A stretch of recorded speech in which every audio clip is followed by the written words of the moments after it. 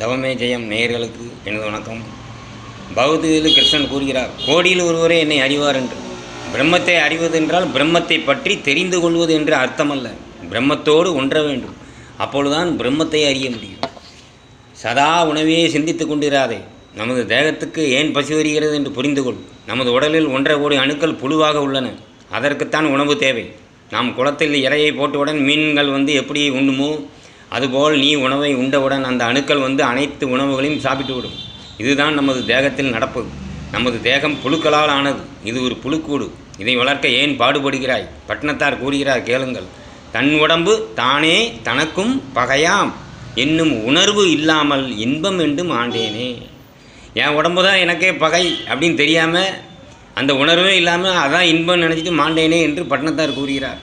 நாம் இருப்பதே தெரியாத நிலையில் இருப்பதுதான் பிரம்மத்தோடு ஐக்கியமாகிவிட்டோம் என்று அறிவது.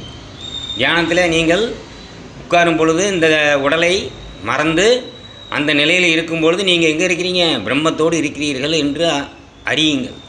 இந்த தேகம் எப்படியும் உன்னுடையது அல்ல. இந்த தேகம் மண்ணுக்கு போகும்னு உன்னை தயார்படுத்திக்கொள். எப்படி உயிர் போகும் என்று கேள்.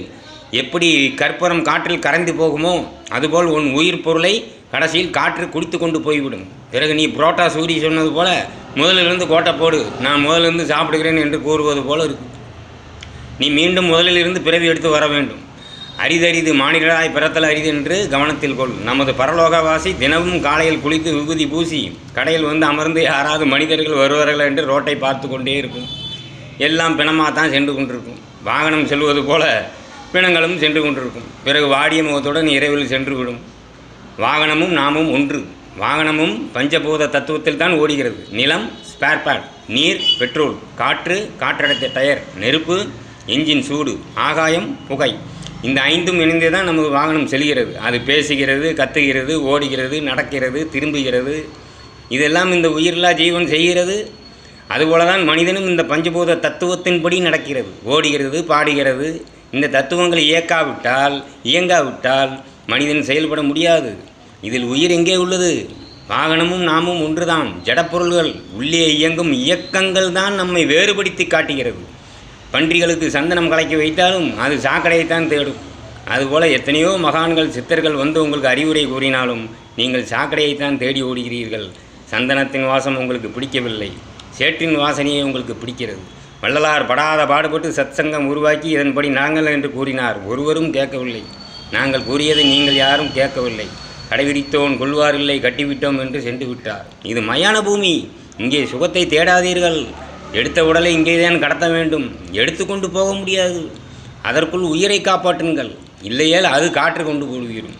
துணியில் உள்ள ஈரத்தை எப்படி காற்று கொண்டு போகுமோ அப்படியே உனது காற்றையும் கொண்டு போய்விடும். விழித்திருங்கள். எப்படி சிவலிங்கம் உருவாகிறது என்று பார்ப்போம். நமது தேகத்தில் உள்ள அணுக்கள் எல்லாம் இறந்த பின் புழுக்களாக மாறிவிடும். பிறகு உடல் அழிந்துவிடும். நாம் செய்யும் இந்த யோகத்தினால் தனஜேன் என்ற வாயு மேலே சென்று அமுதத்தை ஈர்த்து கொடுக்கும். இது ஆங்கிலத்தில் பீனியல் சுரப்பி என்று கூறுவார்கள். இந்த பீனியல் சுரப்பி சுரந்து ஒவ்வொரு அணுவுக்குள்ளும் புகுந்து வேதையாக மாற்றி நம்மை தேவையான ஆக்சிஜனை அங்கே சேமித்து வைக்கும். இப்படிப்பட்ட அமுதம் இருக்கின்ற தேகம் அணுக்கள் புழுக்களாக மாறாமல் நாளாக மரம் போல் கட்டையாக மாறும். நம்ம சொல்கிறோம்ல, மரம் வைரம் பாஞ்ச கட்டைன்னு சொல்கிறோம்ல, அந்த மாதிரி பிறகு காலம் செல்ல செல்ல அது கல் போல் உருவாகி அது சுயம்பு லிங்கமாக உருவாகும். இப்படித்தான் சிவலிங்கங்கள் உருவாகின்றன. நீங்கள் எங்கேயாவது பூமியை தோண்டும் போது பார்த்தீங்கன்னா உள்ள ஒரு சிவலிங்கம் இருக்கும். அவர் ஒரு மகானுடைய தேகம். அந்த தேகம் தான் அப்படி சிவலிங்கமாக மாறுகிறது. 5 பூதங்களும் உன் உயிரை பற்றி கொண்டு ஊஞ்சலாடி கொண்டிருக்கிறது. நீ சுகமாக இருப்பதாய் நினைத்து கொண்டிருக்கிறாய். உண்மையில் ஊஞ்சலில் ஆடுவது நீ அல்ல என்று உணர்ந்து கொள். இந்த பஞ்சபூத இயல்புகளும் அதன் இயக்கமும் தான் ஆடிக்கொண்டிருக்கிறது. நீ நெருப்பை உண்டாக்கி தீபம் ஏற்றி வெளிவர பார்ப்பாய். அப்பொழுதுதான் உனக்கு விடுதலை. கோவிலுள்ள தத்துவம் இதுதான். தேங்காய் பழம் நெய்வேத்தியம் இவையெல்லாம் பல செய்து கடைசியாக தீபம் ஏற்றி ஆராதனை காண்பதில்தான் முடியும். நாமும் நம்மை ஜோதியாக மாற்றினால்தான் நாம் மேல் உலகம் செல்ல முடியும், சிவத்தை சேர முடியும், பிறவாமை பெற முடியும். இல்லையேல் உடலை பூமி தின்றுவிடும், உயிரை காற்று குடித்துவிடும். பஞ்சபூதங்கள் ஏன் உயிரை பற்ற வேண்டும்? உயிர்தான் சிவம். அதனால தான் அது உயிரை கிரகிக்க முயலுகிறது. இந்த பஞ்சபூதங்கள் சிவத்தில் ஒடுக்காமல் தன்னிச்சையாக இந்த பூலோகத்தில் செயல்படும். அதனால தான் நம்மால் இந்த பஞ்சபூதங்களை எதிர்த்து கொண்டு சிவத்தை சேர முடியவில்லை. பஞ்சபூத இயல்புகளை எப்படி எதிர்கொள்ள வேண்டும் என்று மரணமில்லா பெருவாழ்வு என்ற புத்தகத்தில் தெளிவாக உணர்த்தியுள்ளேன். இதை எதிர்கொண்டு வெற்றி பெற்றால்தான் நாம் சிவத்தை சார முடியும். நமது புத்தகங்கள் விஜயா பதிப்பகத்தில் கோயம்புத்தூரில் இருக்கும். வாங்கி படியுங்கள். வணக்கம்.